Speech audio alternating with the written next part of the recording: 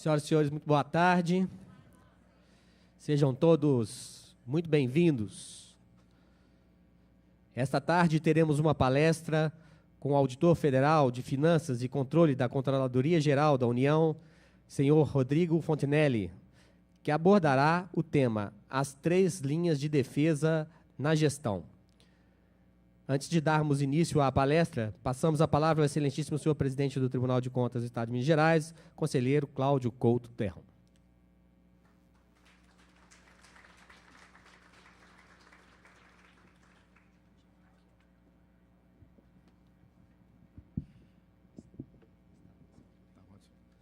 Boa tarde a todos. Serei bem breve. Na verdade, o meu propósito aqui é de agradecer, a presença do Dr. Rodrigo Fontinelli. Espero que vocês possam aproveitar bastante os ensinamentos que ele tem a compartilhar conosco. Já tive a oportunidade hoje pela manhã de conversar um pouco com o Dr. Rodrigo, e nessa oportunidade, ele me presenteou aqui com um livro, Como é uma versão autografada, eu não vou doar para a biblioteca, não. Mas está disponível para quem quiser. A Carla, inclusive, já se colocou como primeira da fila para ler. Certamente farei a minha parte e lerei também. Mas é um livro recém-lançado do Dr. Rodrigo Fontinelli, implementando a gestão de riscos no setor público, da Fórum. Então, também uma boa fonte para complementar, os ensinamentos que ele vai nos trazer hoje. Mas eu queria, na verdade, era só isso mesmo, agradecer ao Dr. Rodrigo. Infelizmente, eu não tenho condições de permanecer, mas como a nossa controladora interna estará com essa missão, eu tenho certeza que ela me passará o resumo dessa matéria que o Dr. Rodrigo vai expor para todos nós aqui. E, além disso, também fiquei sabendo que ele irá disponibilizar o material, muito bom, o que, de alguma forma, também vai nos possibilitar sempre revisitar essa exposição que ele fará neste momento. Bom, espero que todos aproveitem. E, Rodrigo, muito obrigado, sinceramente, pela sua presença aqui, por atender o nosso convite e realmente por compartilhar os seus conhecimentos conosco.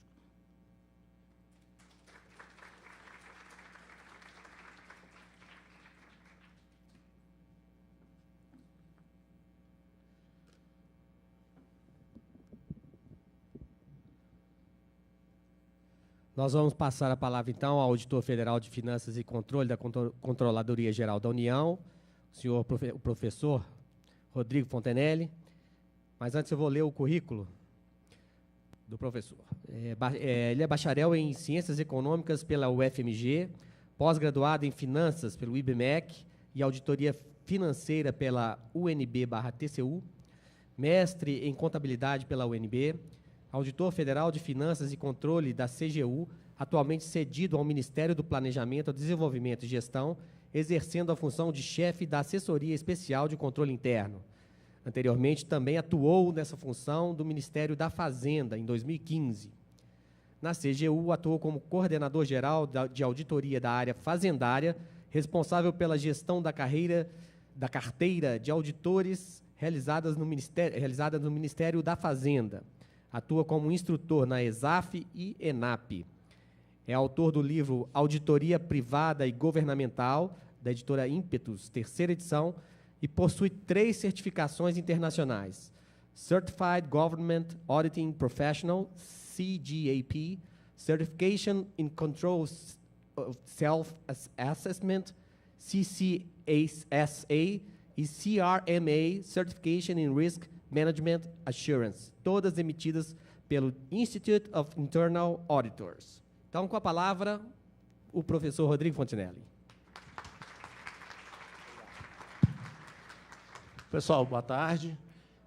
Já comecei com o pessoal para vocês entenderem que isso aqui não é uma aula, não é uma palestra, é um bate-papo mesmo, sobre esses assuntos. Então, fiquem bem à vontade. Não precisa dormir, depois do almoço, mas fiquem à vontade aí para me interromper quando vocês quiserem, e depois a gente vai ter um tempo aí para perguntas também, caso vocês entendam melhor, deixar para o final. Queria primeiro agradecer ao presidente pelo convite, a Carla também, a todos, de poder falar um pouquinho da nossa experiência sobre temas que a gente gosta bastante, né? Vocês vão entender o porquê que eu gosto tanto desse tema no último slide, né? Então, isso é até um motivo, né, para todo mundo ficar aqui para ver o último slide. Mas, na verdade, foi com alegria que eu recebi esse convite, né, de voltar a Belo Horizonte. Voltar porque eu sou mineiro, né?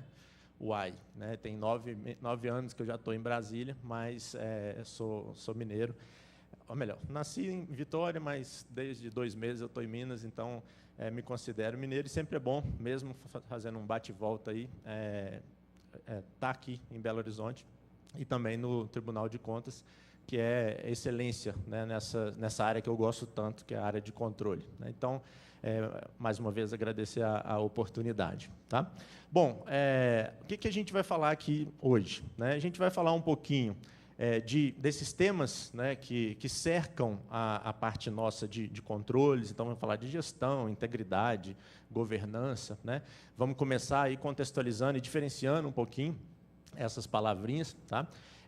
E o foco vai ser as 3 linhas de defesa, o modelo de 3 linhas de defesa, um modelo que, embora não seja um modelo do IA, né, do Instituto de Auditores Internos, mas é um modelo que ganhou mais expressão a partir de um documento emitido por esse instituto lá no final de 2013. Tá? E aí a gente fala, dentro das 3 linhas de defesa, o enfoque vai ser maior em gestão de riscos.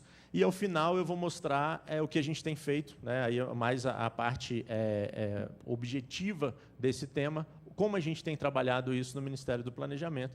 Né, acho que também é um pouco útil para vocês, não que o que a gente está fazendo tem que ser seguido da mesma forma, mas é algum caminho, né, que pode ser seguido. Tá bom? Bom, primeiramente, tá. A gente tem se deparado, pessoal, isso aí tem ganhado uma notoriedade maior, né? A gente abre um site, abre um jornal, a gente vê, né, programas de compliance, integridade, não está aqui, mas também acordos de leniência, né, gestão de risco, controles internos e tudo. E aí fica uma sopa de palavras, né, não de letrinhas, mas de palavras, né, e a gente, sem entender um pouco, né, qual que é a lógica disso, isso é sinônimo, isso é complementar, isso é para passar no cabelo ou de comer, né, como a gente diz. Então, a ideia aqui é que vocês relembrem, né, imagino que esse tema não é novo para vocês, mas é uma maneira da gente estar sempre revisando, né, revisitando esses temas. Então, a gente entende lá que integridade, controles internos, compliance, conformidade, gestão de risco, são instrumentos de governança, né? E governança, de maneira bem didática e objetiva, é a capacidade que uma organização tem de entregar um resultado no nosso caso, né, no setor público, para a sociedade, né? Eu vi que vocês têm um planejamento estratégico, né? Eu vi pregado em alguma sala, acho que foi na antessala do presidente, né? Vocês têm lá uma missão, que eu não decorei ainda, mas tenho certeza que aquilo tem uma lógica de vocês terem chegado à missão institucional do TCE-MG, né? A governança vem para isso, né? É para auxiliar a entregar aquele resultado, a atingir aquela missão, né? E, para auxiliar, a gente tem os instrumentos de governança, que gestão de riscos nada mais é do que mais um instrumento de governança à disposição do gestor, caso ele entenda que faz sentido, né? O que eu espero aqui é que, ao final dessa apresentação, desse nosso bate-papo, vocês pelo menos entendam, pô, não sei se eu gostei não, mas faz sentido o que esse cara falou. Tá? Então, essa seria o recado aí, principal, né? Para tentar explicar um pouco a lógica e como esses assuntos eles se entrelaçam, né, eu trouxe essa figura, né, da forma como a gente entende, não quer dizer que necessariamente tem que ser assim, tá? Mas a gestão de riscos ali, tendo como resposta aos riscos avaliados os controles internos, a gente vai falar bastante disso quando eu entrar em 3 linhas de defesa. Então, não o controle interno por si só, né? É legal colocar controles, porque aí a gente amarra bem o gestor, ou amarra bem o próprio tribunal, né, a própria gestão do tribunal, e aí as coisas tendem a dar mais certo. Não necessariamente, né? Então, a gente trabalha o controle interno numa visão de resposta a um risco avaliado, né? A gente vai explorar isso mais para frente. E dentro de controles internos, a gente tem, né, e pegando muito a estrutura do COSO, né, o COSO ERM, o COSO 2, que é uma estrutura forte em gestão de riscos, a gente tem um dos objetivos dos controles internos, é justamente que os processos estejam em conformidade com leis, normas, regulamentos. Então, aqui eu vou tratar compliance no sentido mais estrito, né, de conformidade com alguma coisa que você tem que seguir, seja uma lei, norma, regulamento, legislação como um todo. Tá? E o integridade, eu estou tratando de forma mais ampla. Tá? Integridade não apenas em relação à integridade dos processos, mas também integridade das pessoas. Né? A gente está falando de honestidade, a gente está falando de valores, a gente está falando de conduta, né? Que também está lá no planejamento estratégico de vocês que eu vi, os valores, né? O que é normal. Tá? Então, a integridade ela perpassa todos esses pontos, gestão de risco, controles, compliance, no sentido mais estrito, tá? Mas ela é mais do que isso. Né? E até por isso, por ela ser mais do que isso, que lá, vocês estão vendo aqui, ó, lá no Ministério, a gente optou por tratar, sim, de gestão de risco, mas dentro de algo um pouco maior, que é um programa de integridade. Tá? Então, gestão de risco é um dos pilares desse programa de integridade lá no Ministério. Ok? Bom, mas aí uma provocação, né? Será que a gente realmente precisa disso no setor público? A gente precisa disso na nossa instituição, aqui no Tribunal de Contas do Estado? Será que eu preciso disso no Ministério do Planejamento? Né? Ou será que isso não é só uma moda? Né? Estão fazendo lá fora, tem gente aqui que quer ganhar dinheiro com isso, né? Consultores, alguém e tal. Então, a gente está implementando, mas sem pensar muito se faz sentido. O que eu quero demonstrar é que, sim, faz sentido para a gente fazer isso também no setor público. E aí eu queria escutar um pouco de vocês. Tá? Quem fez gestão de riscos hoje? A Carla já viu essa pergunta, então não pode... Finge que não lembra dessa brincadeira. Quem fez gestão de riscos aqui, levanta a mão. Tá. Obrigado. Não me deixar sozinho, falando sozinho. Né? A colega fez gestão de riscos. Eu vou mudar a pergunta, então. Tá? Quem aqui acordou com um despertador hoje? Seja no celular, seja no... Já tivemos mais participação. Né? Sempre também tem gente que não precisa de despertador para acordar. Né? Depois também podem me ensinar, porque eu preciso. Eu, por exemplo, coloquei 2 hoje. Né? Isso a gente vai ver que a gestão de risco é apetite a risco. Né? Quando eu estou lá em Brasília, trabalhando no Ministério, não que isso não seja importante, mas eu ponho só um, se por acaso acontecer alguma coisa, uma fatalidade, cheguei atrasado. Né? Agora, para eu pegar um voo, para um compromisso inadiável, que tem toda uma preparação anterior, meu apetite a risco, né, é diferente. Então, aí eu coloquei 2, né, os da minha esposa e o meu, e aí para não correr o risco, né, de não acordar. Tá? Quem aqui, vou mudar, né, porque já que tem gente aí que não usa despertador, quem aqui usa o Waze, Google Maps, alguma coisa assim, para chegar nos endereços? Até mais do que despertador, acho que é a primeira vez, porque geralmente despertador o pessoal... Ótimo. Quem aqui, então, vamos apelar, né? Já que tem uns aí que não levantam a mão, ou então não quer brincar, né? Também é um direito, né? Não quero participar, né? Vim aqui só para escutar, tal, beleza. Mas quem aqui olha, ao atravessar a rua, olha para os 2 lados e tal, para atravessar? Quem não olha, só para saber, quem tem um apetite a risco muito alto, né? Só escuro, também, né?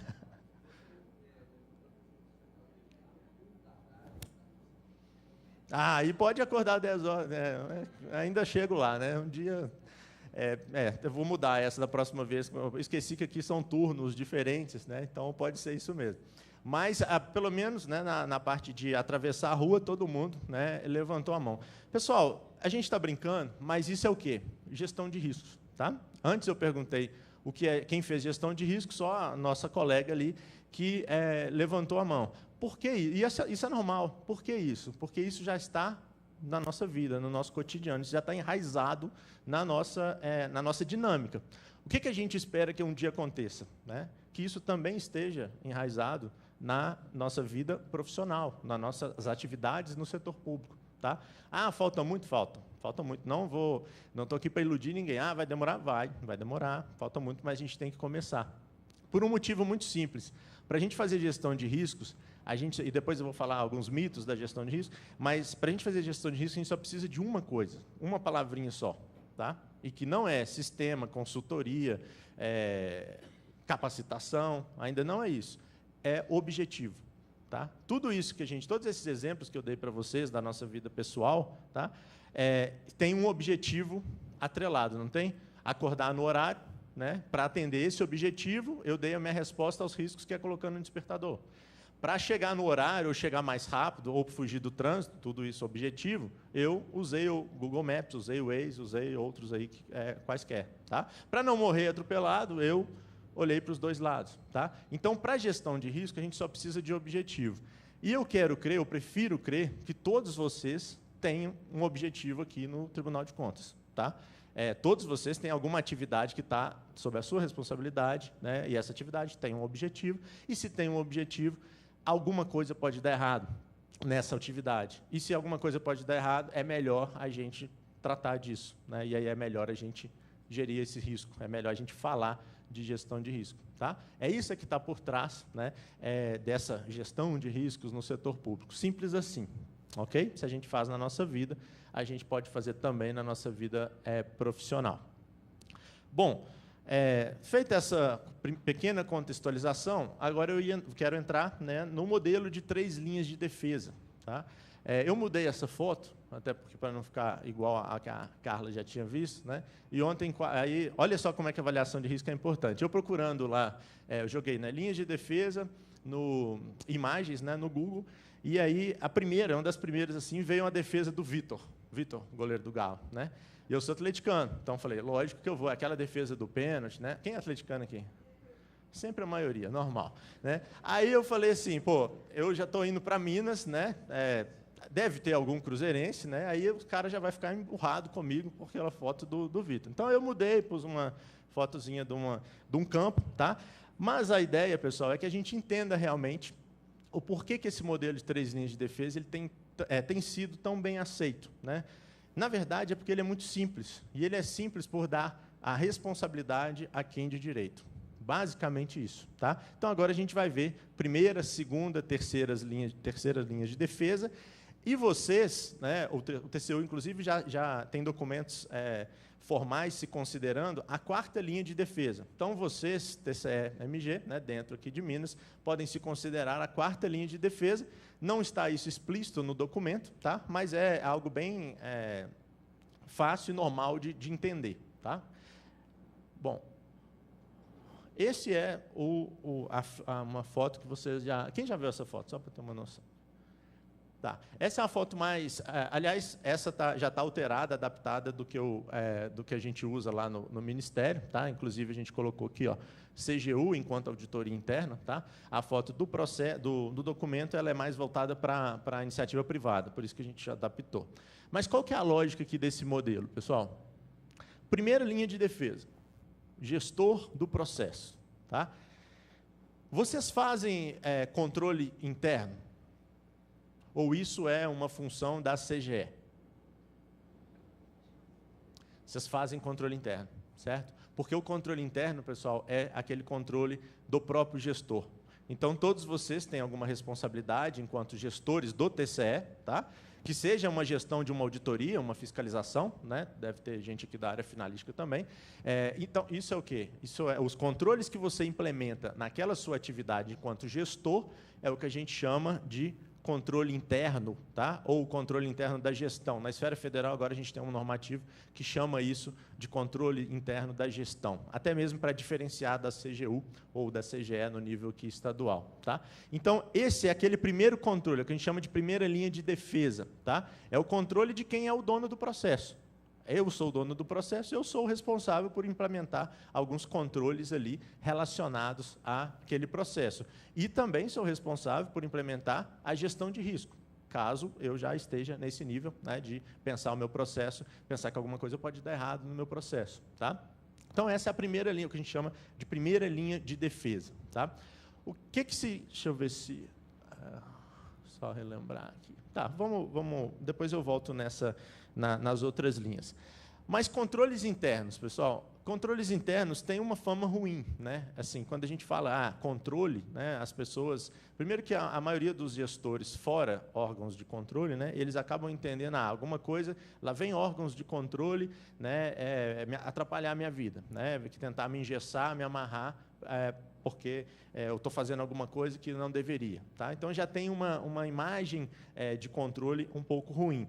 Mas será que é isso mesmo? Controles internos é só para frear? Tá? Realmente seria essa a ideia de controles internos? O que vocês entendem em relação a essa figura aí? Para quem está longe aí, é um cara pisando no freio, né? um pedal. Tá? Se vocês me respondam também, né? Se vocês têm um carro que vocês confiam que o freio é muito bom, tá? Pô, o freio desse carro já é bom e ele acabou de passar por uma revisão, então o freio é muito bom.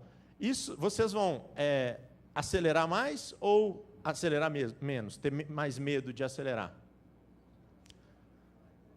Vocês vão acelerar mais, certo? Vocês confiam mais naquele controle chamado freio, certo? Essa é a ideia que a gente tem que ter em relação aos nossos controles.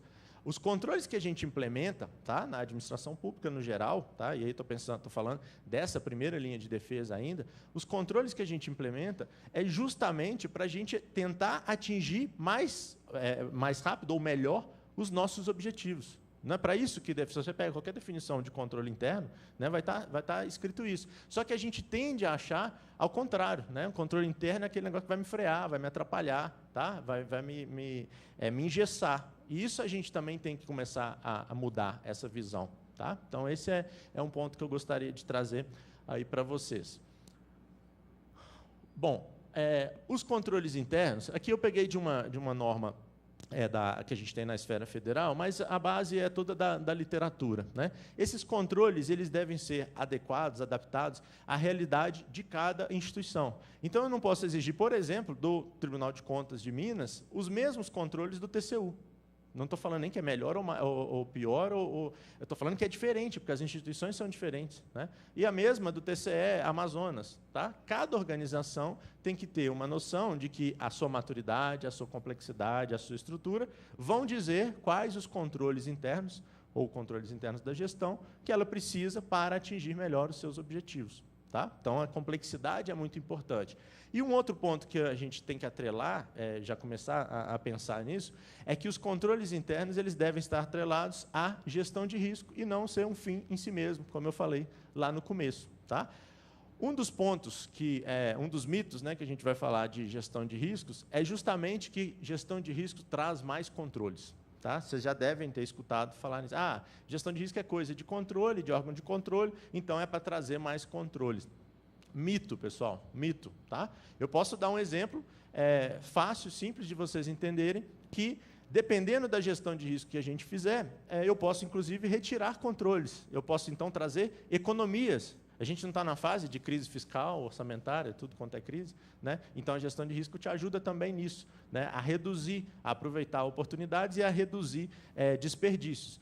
Vamos trazer o exemplo ali, estou até vendo, né, da catraca ali. Quando eu cheguei hoje de manhã, tinha 2 pessoas, me pediram identificação, né? Aí ligaram, tal. O que é isso? O que é uma catraca? Controle interno. Concordam comigo? Todos entendem que aquilo ali é um controle interno. Vamos supor, pessoal, que antes, em algum outro momento, pode até já ter tido isso, que a lei... não, existia um segurança. Eu não reparei se esse segurança é armado ali, tá? Mas vamos supor que seja, tá? Ou então vamos supor que em algum outro momento existiam 2 seguranças ali, tá? O TCE entendeu o seguinte, olha, eu preciso de 2 seguranças ali. Por que você precisa? Não, porque eu quero segurança. Beleza, coloca lá. Se a gente fizer uma gestão de riscos em relação ao objetivo de não deixar ninguém entrar aqui não autorizado, a gente poderia chegar à conclusão, eu não estou falando que é essa a conclusão que a gente ia chegar, não conheço a rotina do tribunal, pode ser até que os controles ali poderiam ser maiores, porque tem gente querendo entrar a todo momento. Mas, sem conhecer, a gente poderia pensar, fazendo uma avaliação de riscos ali, a gente poderia chegar à conclusão seguinte, olha, é interessante deixar a catraca, é interessante deixar as 2 pessoas, tá? Mas eu não preciso de um segurança armado. Ou então, é interessante deixar um segurança, mas não precisa ser armado. Isso eu sei, segurança armada é mais caro do que segurança sem arma. Tá? Isso eu sei porque lá no planejamento a gente já trabalhou, já fez alguma ação nisso aí. Então, eu poderia diminuir o controle, tá? E eu estou fazendo um caso hipotético, tá, pessoal? Não estou nem vício segurança ali, e nem estou sugerindo que tirem a arma se ele tiver, pelo amor de Deus, estou dando um exemplo. Né? Então, isso é o quê, pessoal? Economia. Isso é menos controles. Mas eu simplesmente posso chegar e falar, o Rodrigo falou que é melhor tirar todos os controles. Claro que eu não estou falando isso, tá? Eu estou falando o seguinte, se você fizer uma gestão de riscos e tiver... Obrigado. E tiver uma consciência, tá? E uma segurança de que aqueles controles estão maiores do que precisavam, você pode tirar, e você pode, inclusive, diminuir os controles, e diminuição de controles geralmente implica diminuição de custos. Tá? Essa é a ideia aí. Bom, os controles internos são de responsabilidade de quem?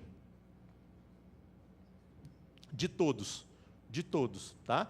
Essa norma que eu falei, né, ela deixa muito clara a responsabilidade da mais alta, da alta administração, né, ou do mais alto nível hierárquico de uma organização, em implementar os controles, em dar a estrutura para a implementação de controles. Mas todos nós aqui, sem conhecer as atividades de vocês, todos nós somos responsáveis, em algum momento, por algum controle no tribunal. Tá? Então, isso é importante também. Controles internos, responsabilidade de todos nós. Responsabilidade do Luiz da Ascom. Ah, mas a Ascom tem responsabilidade sobre controles? Tem. Não é coisa só da Carla, tá? E não é coisa só dos outros. A Ascom também. Tá?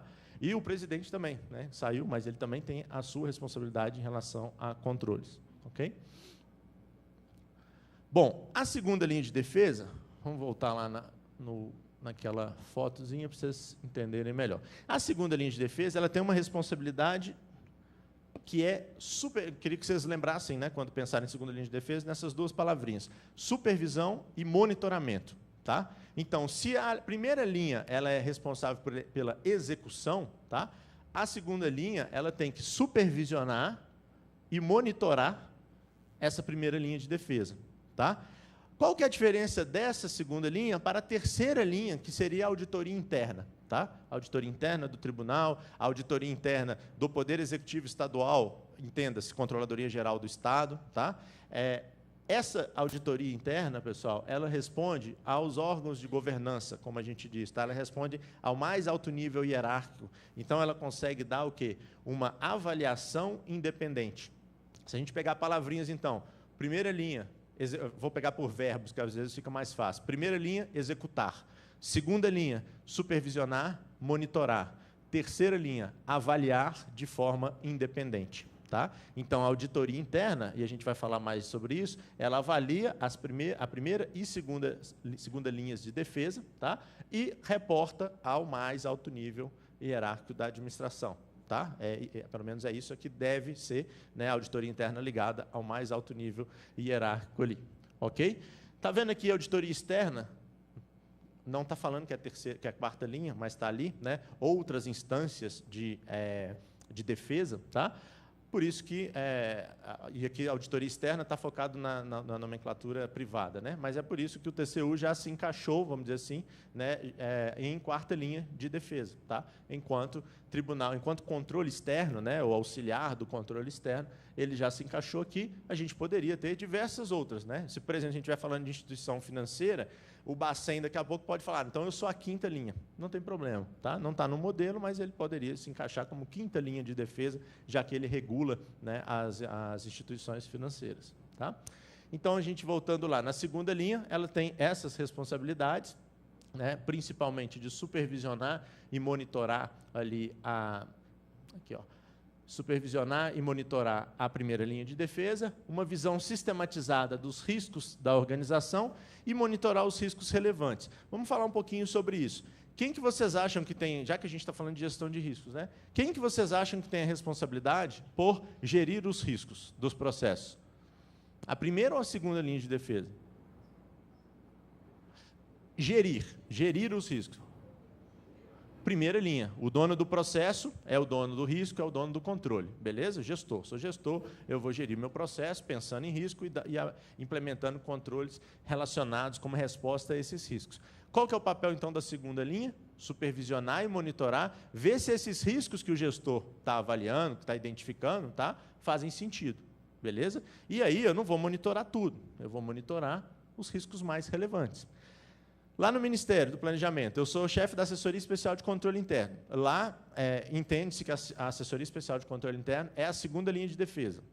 Isso tem até numa norma da CGU. Tá? Então, sou eu que vou lá gerir, identificar, avaliar os riscos de cada uma das 9 secretarias finalísticas do Ministério? Não.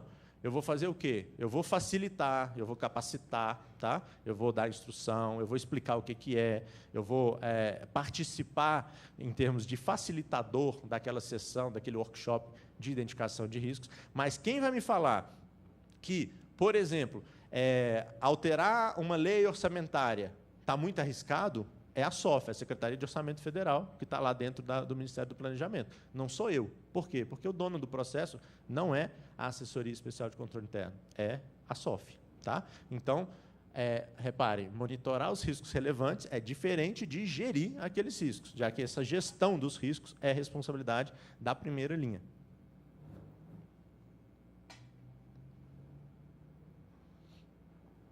Bom, falando um pouquinho de riscos, né? O que vocês enxergam aí nessas fotos? Né? Para explicando para quem não está muito perto. Ó, Chernobyl, né?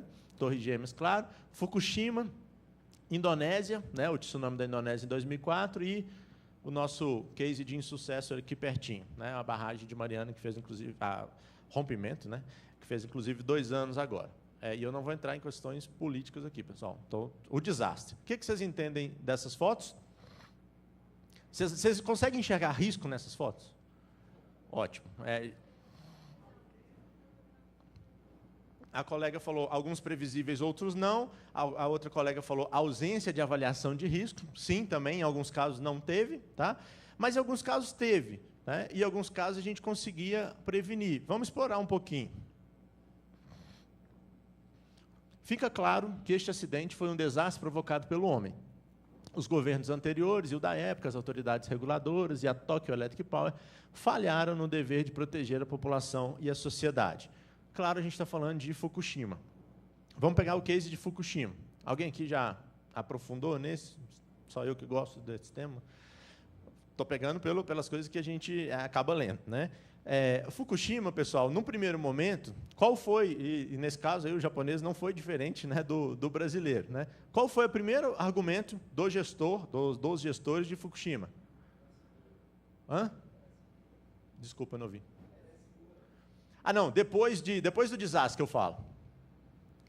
Nunca antes na história daquele país houve um tsunami tão forte. Foi a primeira fala que poderia ser verdade. Tá? Então, ele falou o seguinte, olha, eu fiz sim avaliação de risco, está aqui, e realmente tem uma avaliação de risco, só que o tsunami foi muito grande, eu não consegui esperar, o que a colega falou, era imprevisível, né, um tsunami nessa magnitude, então aí falharam os meus controles, falhou a minha resposta aos riscos, e o que a comissão entendeu? Que não, que foi falha, na verdade, dos próprios protocolos de segurança que eles mesmos já tinham implementado. Se a gente compara este com este, grande parte dessas mortes pode ser creditada à falta de preparação para esse tipo de emergência, tanto por parte das autoridades como por parte da população. Qual que vocês acham que é esse? Tsunami da Indonésia. Tá? Então, a gente tem 2 origens iguais, um matou 220 mil pessoas, o outro pouco mais de 1.000. Né? Por quê, pessoal? Porque alguém falou a ausência de avaliação de risco. Nesse caso, sim. No caso da Indonésia, realmente as pessoas não tinham noção do que era gestão de risco. Né? À época, eu também não sabia nem o que era tsunami, sendo bem sincero, em 2004. Hoje não, hoje depois a palavrinha, né, ficou muito forte, mas à época, e lá era tão desavisado o negócio, que eu não sei se vocês lembram, mas quando o mar começou a recolher, tinha gente que ia ao encontro do mar, né, e, ao invés de ir para o outro lado, né, se soubesse o que é um tsunami, eles iam, pô, cadê você, água? Né? Vai correndo assim. E aí depois, essas com certeza estão dessa estatística, né, de 220 mil mortos. Mas por que isso, pessoal? Porque ninguém falava que poderia ter um desastre daquela magnitude. Falta completa, nesse caso, de gestão de risco, ou de avaliação de risco. Tá? Se a gente pega Mariana, também teve. Né? Estudo de 2013 alertava para risco da barragem em Mariana se romper.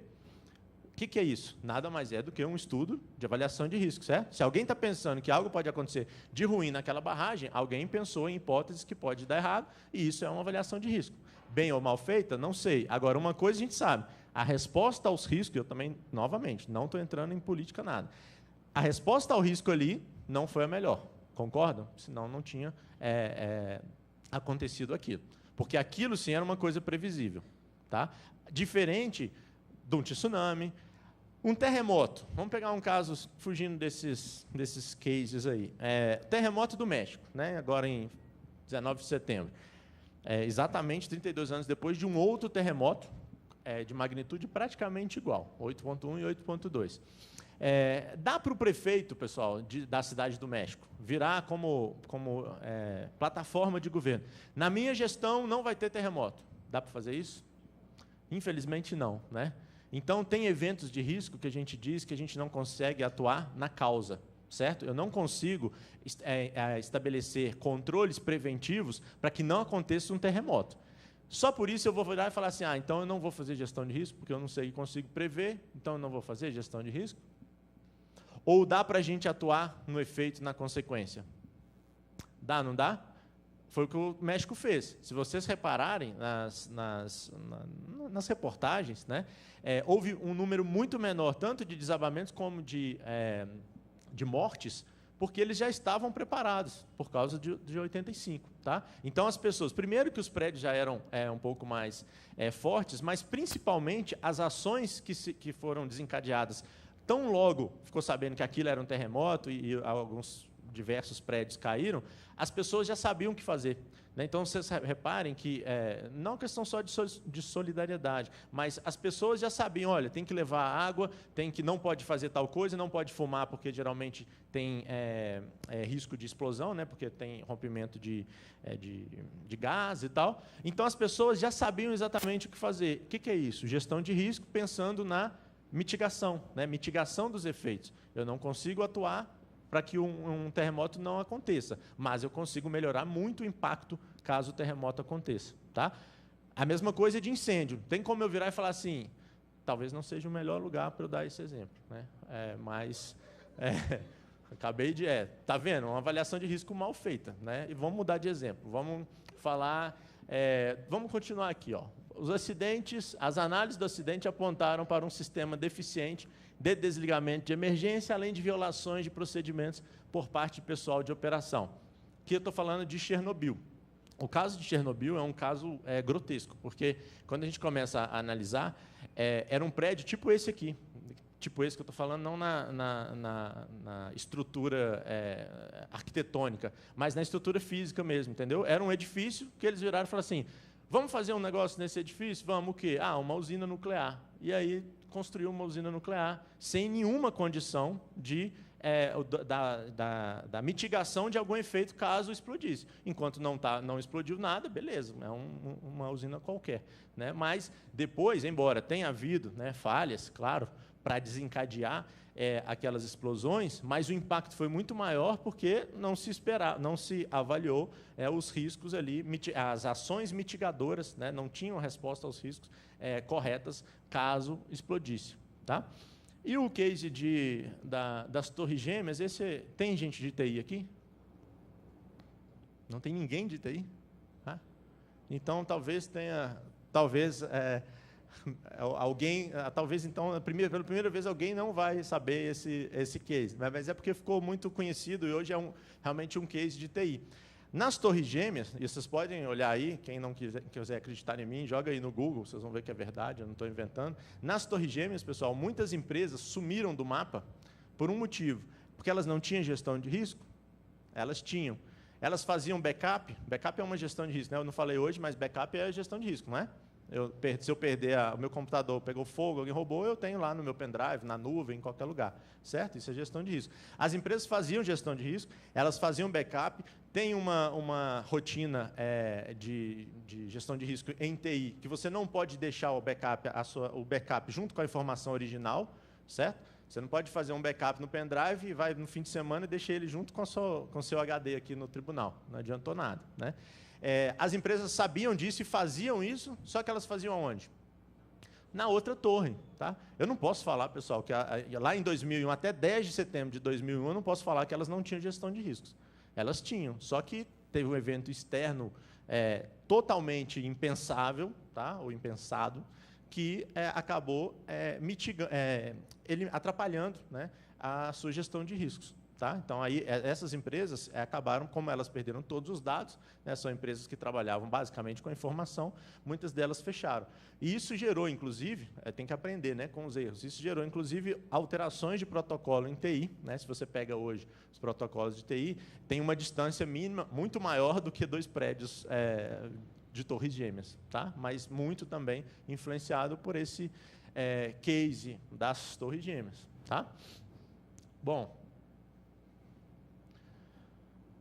aqui eu acabei já falando lá naquela minha provocação inicial, né? Era para a gente tentar entender, né, que a gestão de risco a gente faz e a gente pode, vou explorar de uma outra forma esse case aqui, e a gente pode ter respostas diferentes a partir do nosso apetite a risco. Apetite a risco, para quem for aprofundar um pouquinho nessas discussões, é um termo bastante utilizado, pessoal. Tá? É o quanto você está disposto a aceitar daquele risco para atingir ali o seu objetivo. Então, aqui, ó, vamos supor que a gente tivesse nós todos tivéssemos já medido, ó, esse exemplo é mais para... Em Brasília, a galera anda muito de metrô, a parte onde tem metrô. Né? Aqui, eu não sei se vocês andam. Mas, independentemente disso, pense, né, que uma estação de ônibus qualquer.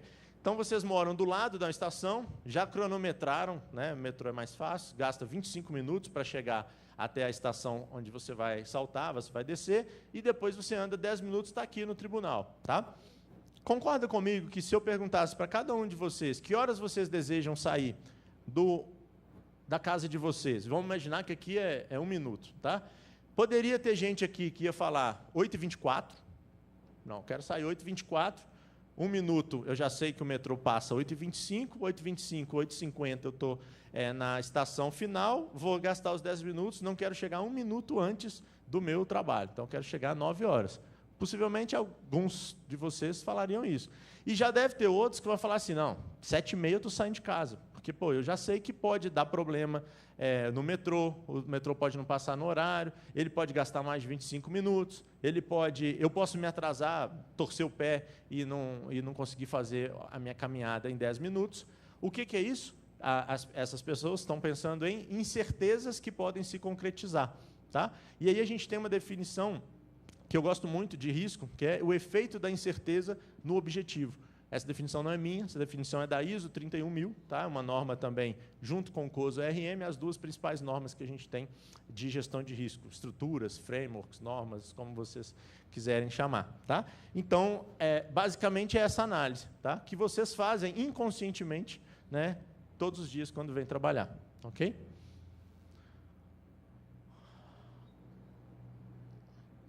Isso é basicamente a definição. Acabou que eu fui falando. Clica para mim, por favor. Mostrar um videozinho para vocês. É rapidinho. Vê se está nas torres gêmeas. Vê se tem um hiperlink aí nas torres gêmeas, por favor. É isso. Tem som?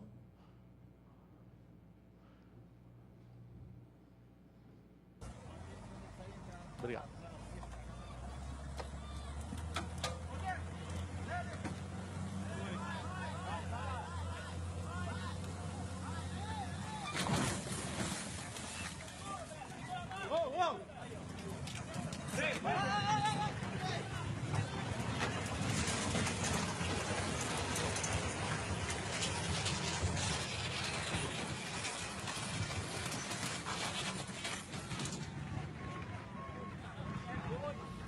Vocês riem, né? Quem já tinha visto isso? Há alguns meses atrás no WhatsApp, né? Então vocês já devem ter visto o segundo, que eu vou mostrar lá no final. Mas o que é isso, pessoal? Tinha um objetivo? Tinha, resgatar o caminhão, certo? Se eu tenho um objetivo, o que eu posso fazer? Avaliação de risco, certo? Foi feito aqui? com certeza não. Guardem isso, Ceará, Brasil. E nada contra... Tem cearense aqui? Nada contra o Ceará, adoro o Ceará. Mas foi lá e me falaram pela viatura. Né? Não vai ter ninguém para confirmar isso, mas ali era uma viatura da polícia. Onde você estava rindo, que bateu e tudo, era uma viatura da polícia do Ceará. Tá? Então, guardem isso. Um objetivo é resgatar o caminhão, sem gestão de riscos, Ceará, Brasil. Beleza. Bom, depois vocês vão entender por quê. Tá, falamos do efeito, né, aliás, da definição. E agora eu queria falar de alguns mitos, né, que a gente tem que tirar assim da nossa cabeça para a gente aceitar um pouco mais, para não ficar com preconceito em relação a um tema tão importante. Né? Primeiro deles, eu escutei, hoje tem muito tempo que eu não escuto, acho que o pessoal já entendeu, ou então cansaram de falar comigo, mas eu escutei bastante na implementação lá no Ministério. Né?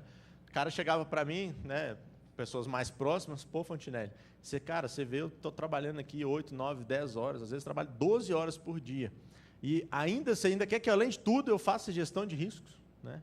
Aí eu ainda brinquei, falei, cara, senta aqui do meu lado que você não entendeu nada do que eu estou falando. Né? Por que isso, pessoal? Porque a gestão de risco ela não vai te dar mais trabalho. A única diferença é que você vai pensar no seu trabalho imaginando que algo pode acontecer, e aí eu estou falando muito de risco no sentido negativo, mas a gente pode pensar também no sentido positivo, que a gente chama de oportunidade. Tá? Você pode pensar melhor o seu processo e entender que alguma incerteza pode se concretizar e atrapalhar aquele seu objetivo na sua atividade profissional. Então, eu não estou falando para você trabalhar mais, estou falando para você trabalhar melhor. A diferença é só essa. Então, você trabalhava 11, 12 horas, vai continuar trabalhando, pode ser até que você consiga diminuir. Mas mesmo que você vai precisar trabalhar esse mesmo tanto, você vai trabalhar melhor, você vai trabalhar com uma chance maior de atingir aquele objetivo, aquelas entregas que você está precisando entregar, né, precisando gerar. Gestão de risco aumentará os custos da minha organização. Eu já citei o exemplo, né, aqui, que em situações que você, inclusive, pode diminuir o custo. Tá? Você conhecendo melhor o seu processo, a probabilidade e o impacto de um evento de risco acontecer, pode ser que você estava implementando controle demais, controle que não faz sentido. Né? Então, vamos supor que você tem um almoxarifado lá e você coloca uma pessoa para ficar de olho em quem pega papel A4, caneta, etc., material de expediente, com um valor menor. Não estou dizendo que não, pode deixa as pessoas, inclusive incentiva as pessoas a levarem material de expediente do tribunal. Claro que não. Mas será que faz sentido eu ter um controle com um custo muito alto, às vezes o custo até mais alto do que o próprio benefício gerado pelo esse controle? Né? Vocês que são de controle aí, um dos princípios de controle, né, justamente a relação custo-benefício. Né? O custo do seu controle não pode ser maior que o benefício gerado. Né? Então, é uma análise que a gente faz, tem que fazer. Vai engessar ainda mais meus processos, né, pois vai trazer mais controles, né, está bem ligado à questão do custo do controle. Só pode ser implementada por consultoria e só pode ser implementada se tiver um sistema. Isso aí vocês vão escutar bastante. Né? Tribunal não tem orçamento, não tem financeiro para contratar uma consultoria. Então, como a gente não consegue fazer, vamos deixar esse negócio aí para algum dia. Tá? Pessoal, a experiência tem nos mostrado que dá para fazer. Tá? Dá para fazer sem consultoria. No planejamento, a gente está fazendo sem consultoria.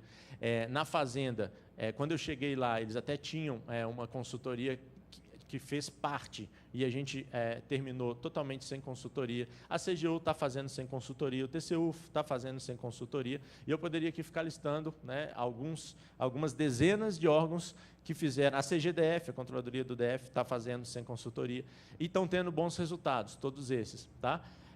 Por quê? É um passe de mágica, ou então, você está falando que consultor não presta. Não estou falando isso. Estou falando que dá para fazer sem. Tá?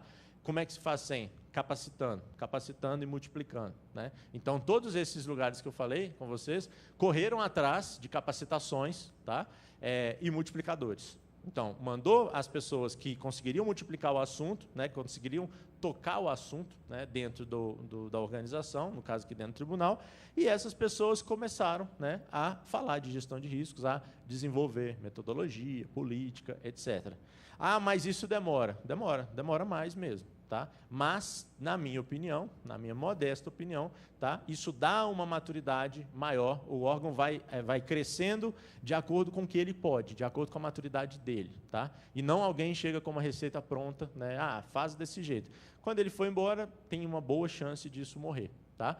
Novamente, né, até mesmo porque está filmando, não estou falando que não existem consultores bons e não existem consultores que vão te ajudar. Claro que existem e, sem gravação, poderia até indicar para quem quisesse, né?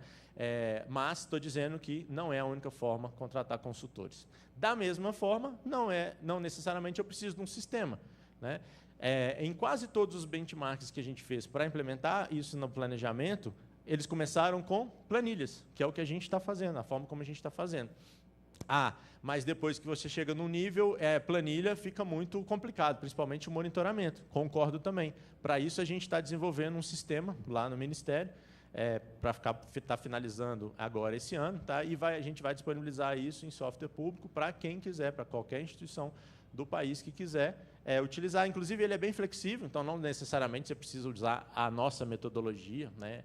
Engessado do planejamento, nem aconselho, cada um deve ter as suas particularidades, mas, no primeiro momento, e até o estágio que a gente está agora, não precisou de sistema. A gente consegue muito bem melhorar a maturidade, né, de riscos, inclusive identificar, avaliar e dar resposta aos riscos por planilha. Tá?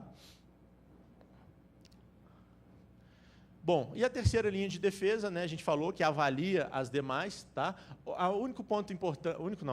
Mas um ponto importante que eu queria ressaltar é a nova atuação moderna, né, na verdade, de auditoria interna. Aqui, vocês não são, se a gente olhar o tribunal para fora, vocês não são auditoria interna, né, mas existe auditoria interna aqui dentro, né, e essa atuação moderna, em algum momento, ela vai lidar dessa forma, tá? Os riscos e a gestão de riscos, né, de cada processo, controles como resposta a esses riscos, para que você consiga atingir o objetivo ou os objetivos estratégicos traçados pela organização e, dessa forma, entregar, né, dar o valor, né, que a sociedade tá precisando, né, os serviços de qualidade à sociedade. Então, a atuação moderna é uma auditoria baseada, que a gente chama de auditoria baseada em risco. Tá? Para você fazer uma auditoria baseada em risco, da forma como prega a literatura, você precisa que o gestor já tenha gestão de riscos. Tá? Então, você vai analisar aquela gestão de risco que ele fez e vai avaliar, olha, você está assumindo um risco muito grande aqui, implementando só esse controle. Tipo isso, tá? Que a auditoria interna faria, né? Ou fará. Tá? Quando a organização não possui gestão de risco, qual que é o papel da auditoria interna? Fomentar e auxiliar. Atuar como consultor mesmo, tá? Então, consultor interno. É o que a CGDF faz muito bem, Controladoria Geral do DF, né? Tem feito muito bem desde o final de 2015, aliás, desde o começo de 2016, né? Fomentando essa discussão nas secretarias do governo do Distrito Federal, tá? Atuando como auditoria interna, mas na função consultiva, ok? Fomentando. Aqui as palavrinhas que eu falei para vocês, né, em síntese, aí, as 3 linhas de defesa. E aqui é o prático, deixa eu ver. Tá. E aqui as instâncias, aí falando mais do Ministério, porque logo depois eu já vou entrar no nosso projeto para terminar, ou no nosso projeto do planejamento, como a gente entende as 3 linhas de defesa lá no Ministério do Planejamento. Tá? A gente criou algumas instâncias, né, instâncias de governança ou linhas de defesa, tá? Sempre lembrando que a gente, Ministério do Planejamento, não tem uma auditoria interna dentro do Ministério, então a auditoria interna é a própria CGU, tá? Que é a terceira linha de defesa. A gente tem um mais alto nível mais alto nível de governança no nível estratégico, um comitê de gestão estratégica, tá? Composto pelo ministro, secretário executivo e os secretários. No nível tático, ali, como segunda linha de defesa, queria destacar, tá? O núcleo de gestão desses temas, dessas palavrinhas todas que a gente vem falando. Tá? Esse núcleo está sob a responsabilidade da assessoria, então está sob a minha responsabilidade atualmente. E a gente tem no nível operacional, que é a primeira linha de defesa, o gestor do processo, como eu falei, e a gente criou uma figurinha chamada Unidade de Gestão de Integridade, Riscos e Controles, que são os responsáveis, basicamente, tá, por, em cada secretaria, tocar esse projeto. Lembrem que eu falei que não é a segunda linha de defesa que é responsável, tá? Então a gente criou essa instância aqui de unidade. Tá? Isso é muito peculiar nosso, é só para mostrar na prática, em termos de um ministério, a composição, o organograma é diferente do de vocês, né, que é possível fazer. E aqui, para a gente terminar, então, essas 3 linhas de defesa, só alinhar essas palavrinhas todas. Né? Então, a gente tem, para garantir a missão institucional, o que a organização faz, e vocês fizeram, alinha, né, ou define os objetivos estratégicos. Para atingi-lo, melhor se a gente implementar uma gestão de risco. Isso aumenta a probabilidade de atingir esses objetivos. Tá? Como resposta aos riscos avaliados, a gente implementa controles internos, né, ou ações de controle. E quem tem que avaliar isso tudo, como a gente falou, a auditoria interna. Clica para mim nesse... Agora, pessoal, eu vou passar um videozinho para vocês. Se vocês não entenderam nada do que eu falei de 3 linhas de defesa, talvez isso vai chocar um pouco, mas talvez isso ajude. Tá? Acompanhem principalmente as frases embaixo do vídeo. Pode clicar, por favor.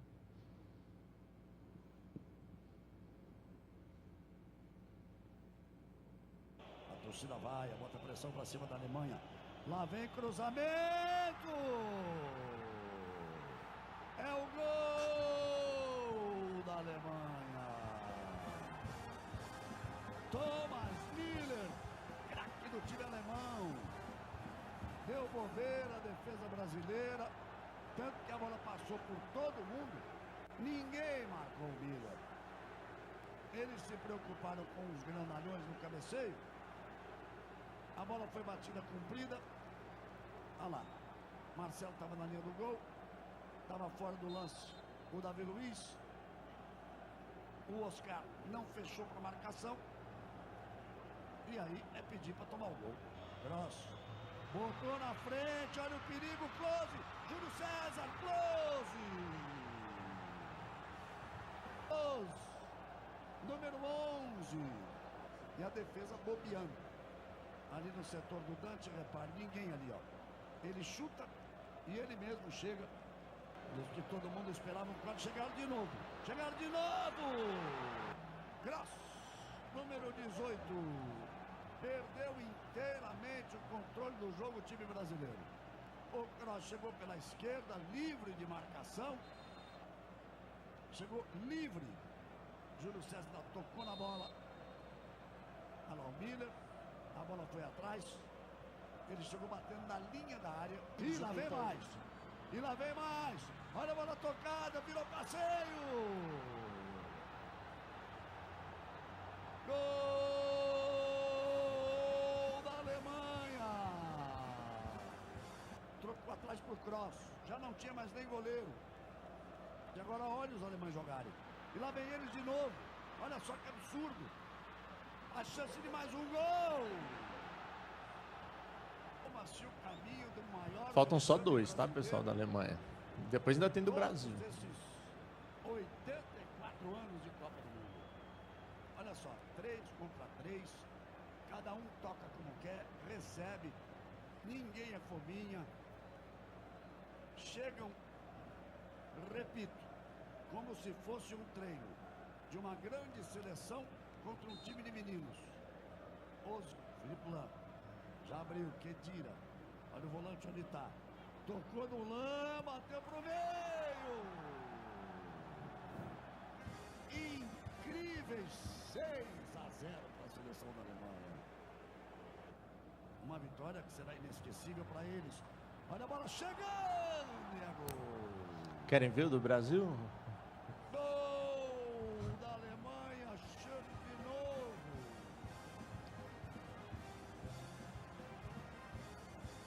7-0 para a Alemanha.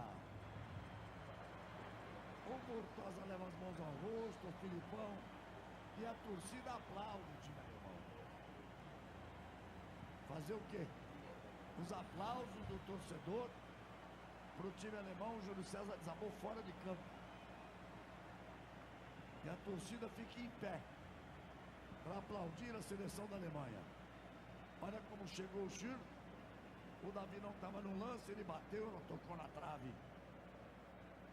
E reparem, se a imagem for até o fim, como o Júlio César cai ali na lateral de campo, como quem disse, não é possível. Como quiseram, como bem entenderam. E o Brasil, quando chegou, encontrou o Neuer. Agora, Oscar, no finalzinho. Bateu! O gol! Pessoal, então, primeiro, desculpem, né? Mas eu nem preciso pedir tanta desculpa, porque, olha só, eu estava atrás dos 5 gols, eu estava no Mineirão, né, daqueles primeiros 5 gols. Estava também atrás do gol? Não preciso nem comentar. E outra, isso aí, eu já passei esse vídeo, já deve estar 200 e tanto o placar aí, porque eu passo esse vídeo sempre que eu falo de 3 linhas de defesa. Então, sofro mais do que vocês, pode ficar tranquilo. Mas é lógico que é uma brincadeira, né, pessoal, em termos de 3 linhas de defesa, mas para a gente descontrair e entender um pouquinho a lógica.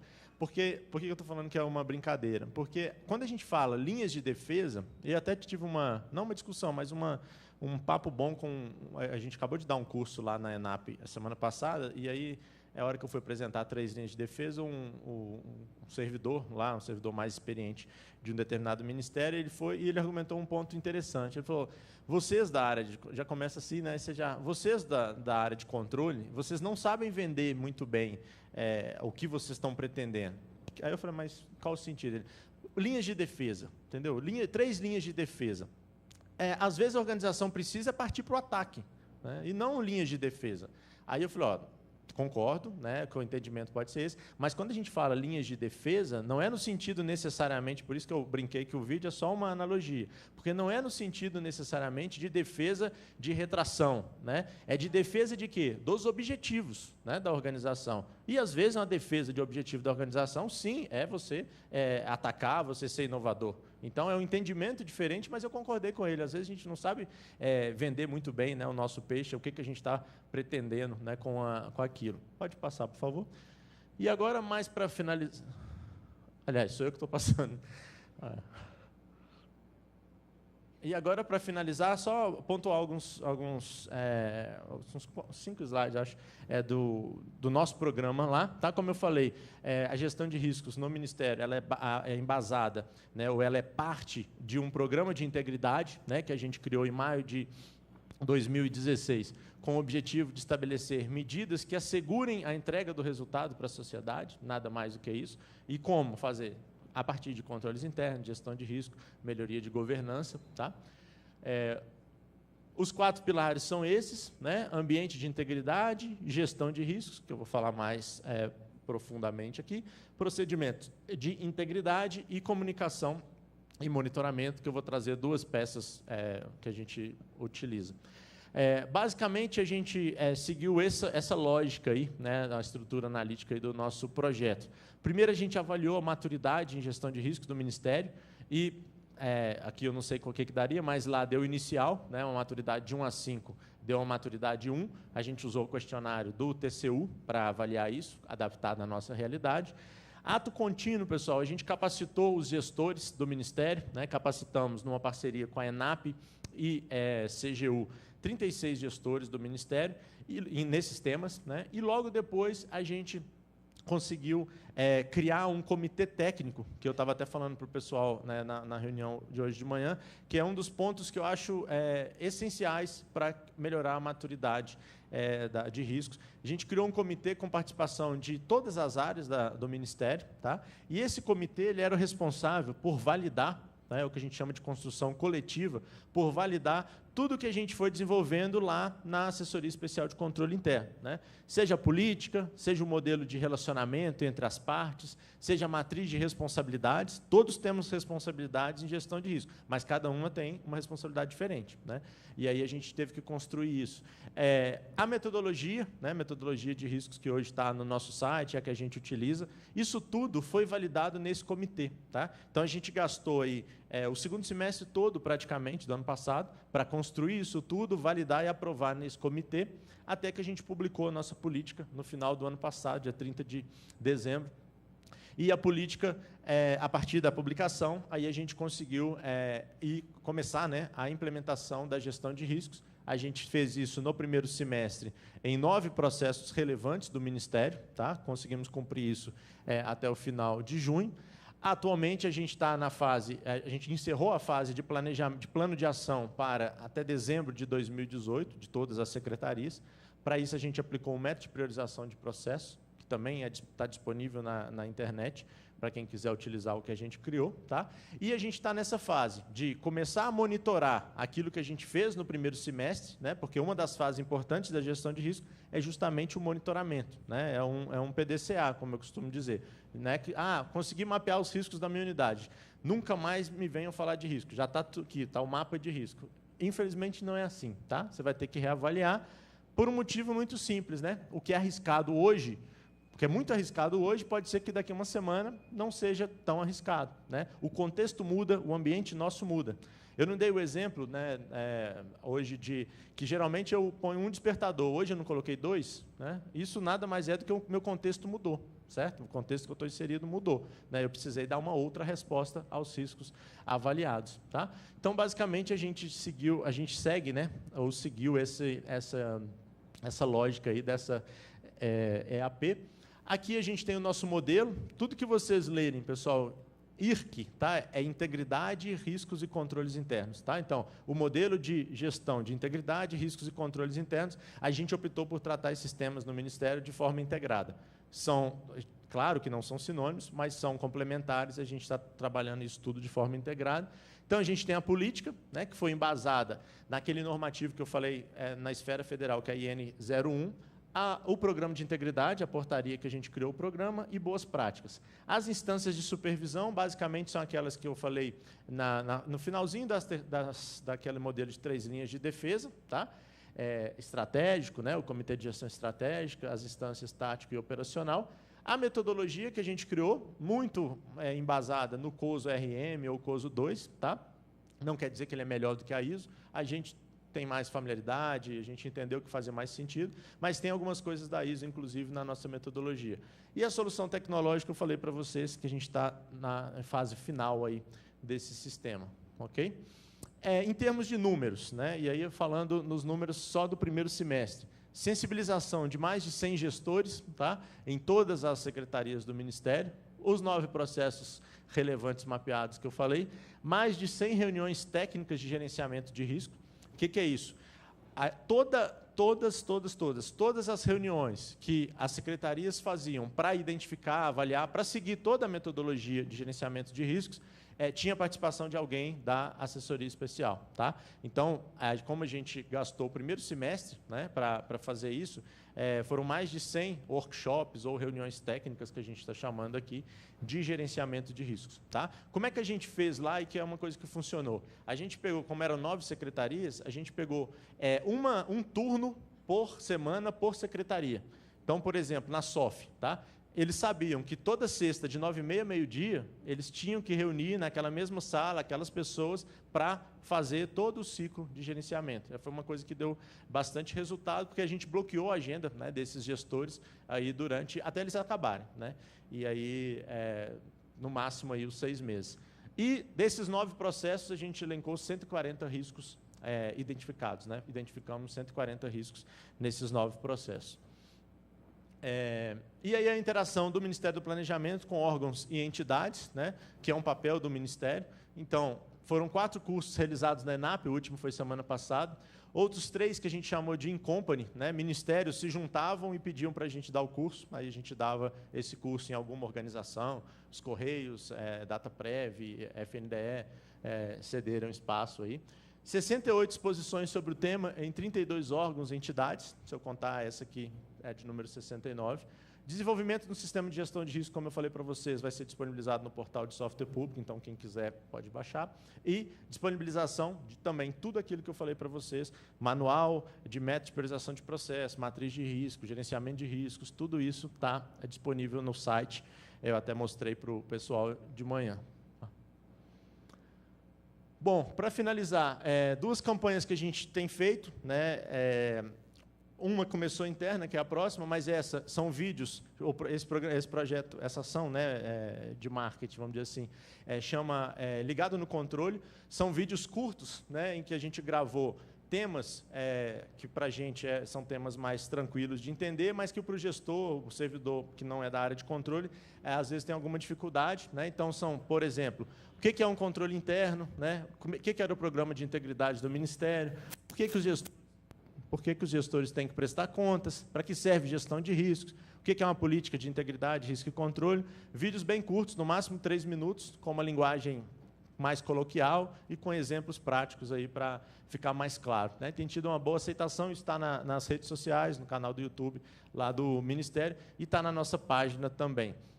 E a gente começou internamente com uma campanha chamada Não é Legal.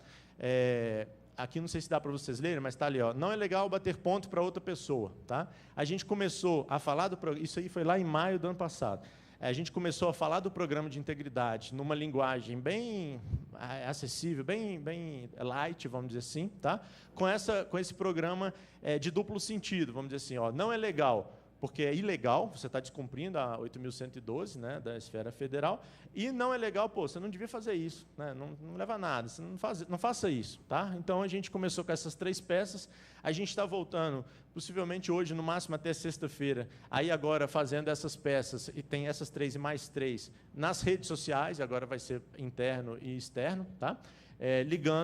Linkando ao nosso Código de Conduta Ética, que a gente lançou no final do ano passado. Ok? Bom, aqui algumas referências. Clica para mim em referências bibliográficas para a gente ver o último vídeo, né? Que vocês vão reparar que tem uma semelhança com o primeiro que a gente viu.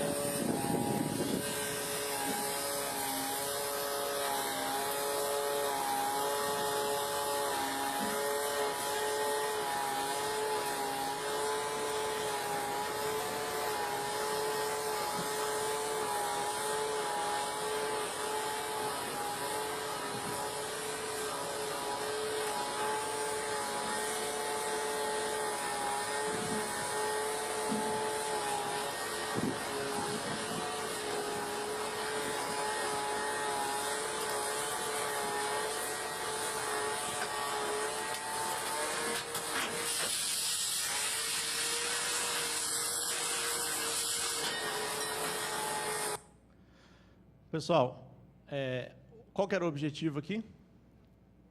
Virar o caminhão, né? Mesmo objetivo, com avaliação de riscos, né? É claro que pela estrada e pelo caminhão, não é no Brasil, né? Eu brinco que é 8-1, né? Porque é na Alemanha, mas não sei se é na Alemanha, não. Eu brinco, mas esse eu não tenho certeza. O outro, realmente, eu sei que é no Ceará, tá? Mas é só para a gente ver que, com a gestão de risco, a gente tende a atingir melhor os nossos objetivos, ok? Bom, basicamente é isso, tá? Aqui dessa vez eu estou inovando ali com a foto do meu filho. Tem uma lógica, pessoal. Por que eu estou aqui? Além de porque eu fui convidado, né? Eu não sou entrão, não viria sem ser convidado, né? Mas é porque eu realmente acredito nisso, né? Quando eu saí hoje de manhã, ele estava dormindo. Quando eu chegar, ele vai estar dormindo, tá? Então, eu não viria, né? E eu não ligo de me emocionar pelo meu filho, mas eu não viria se eu não acreditasse realmente que faz algum sentido, né? Não estou ganhando nada por isso, a Carla está aqui para comprovar, tá? Não estou ganhando R$1 para vir aqui. Poderia estar trabalhando lá no Ministério, tá? Eu chego cedo, né? Então, de 7h30 às 6, 7 e tal, tranquilamente, tá? Mas realmente eu estou aqui porque eu acredito nisso, né? Eu acredito que a gente consegue melhorar realmente a administração pública se a gente falar de gestão de risco, seja num tribunal, seja numa secretaria de governo, seja numa empresa pública, etc. Tá? Então, mais uma vez, obrigado. E aí eu vou sortear um livro também, dei um para o presidente, vou sortear um aí do jeito que vocês quiserem aí. Obrigado.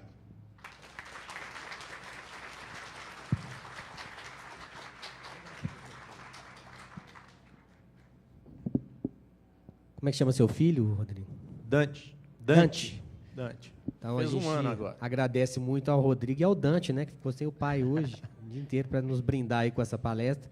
Doutora Gislaine, quer falar uma palavrinha? E eu já me despeço aqui. Obrigado pela presença de todos. Boa tarde, gente. Que bom, né? Ouvir o professor Rodrigo, né? Que delícia. Vamos deixar ele aqui, né? Já que ele é mineiro de coração, não vão devolver ele para Brasília nada, né? Já está em casa, né, professor? Ah, pois bem. Eu gostaria só mesmo, nesse momento, de agradecê-lo, deixar seus afazeres em Brasília, né? Suas atividades, que a gente sabe que são inúmeras, para poder estar conosco aqui nessa tarde, nos falando de coisas bastante simples, né? A gente ouve e fala assim, nossa, ele está dizendo o óbvio, mas o óbvio precisa ser dito, né? Mas é dizer o óbvio de uma maneira diferente, né? Ele começou indagando quem é que fez gestão de risco hoje, aí fica todo mundo, talvez até pela timidez, pela preguiça de pensar logo depois do almoço, né? Mas a gente vai atravessar a rua, de fato, a gente olha, né? Minimamente para um lado, para o outro, para não ser atropelado. Tem uns loucos, né, professor, que pode pensar no ataque, né, ao invés da defesa, e falar, não, hoje sou eu que vou atravessar aqui, vou encarar esse caminhão no peito. Pode também, mas não convém, porque o objetivo será um desastre, o alcance desse objetivo. Mas, assim, é muito importante, sobretudo para despertar a nossa consciência, para que reflitamos da importância desse tipo de atitude. A gente precisa pensar e colocar em prática essas coisas. Porque, muito embora a gente, quando para e vira e fala assim, nossa, mas é mesmo, eu estou gerindo, eu vou fazer uma viagem, eu calculo o risco, eu procuro fazer o seguro, porque se me acontece alguma coisa lá fora, como é que eu faço? Lá é caro, a minha economia não vai dar. Bom, a gente pensa isso cotidianamente para a nossa vida particular, mas muitas vezes a gente não pensa no mundo corporativo, e nós estamos no mundo corporativo, no ambiente público, mas no mundo corporativo. Então, nosso agradecimento de coração, viu, professor, poder dividir esta tarde aqui com os colegas, sair lá de Brasília, né, dividir aqui os seus conhecimentos para, na verdade, multiplicá-los, né? Nosso agradecimento. Vamos aí, Carla, temos muita coisa para poder fazer, né? Temos assim muita boa vontade, temos muitas limitações, mas, a despeito de todas as limitações, sejam tecnológicas, financeiras, né, recursos físicos, materiais, humanos, e por aí vai, a gente tendo a predisposição, a gente tendo esse olhar, está despertado para essa necessidade, a gente consegue pôr em prática muita coisa. Ok? Muito obrigada a todos, sobretudo ao professor, por essa tarde muito bacana. Nós vamos copiar, que nós vamos ser muito original. Lá onde eles colocaram não é legal, a gente vai colocar não é bacana. Né? Muito criativo, né? Obrigada, professor. Gente, como a gente não estava esperando esse sorteio, vamos fazer o seguinte. O professor deixa o livro aí, a gente pega o nome das pessoas e faz o sorteio. Ou, geralmente, eu faço isso em sala de aula, mas dá para fazer aqui. Eu falo uma data de aniversário e mais próximo... Ótima ideia, ótima ideia. É difícil eu acertar uma data que esteja uma pessoa aqui. Como eu falei do meu filho, 25 de outubro. Você nasceu dia 25 de outubro? É mesmo? Não vou nem perguntar se tem outra pessoa. Parabéns. Só que como eu sou auditor, eu preciso da carteira de identidade, né? Ou então alguém que ateste, né, que ela está falando a verdade. Né? Não, então temos uma vencedora. Ok, gente, muito obrigado. Obrigado pela presença de todos.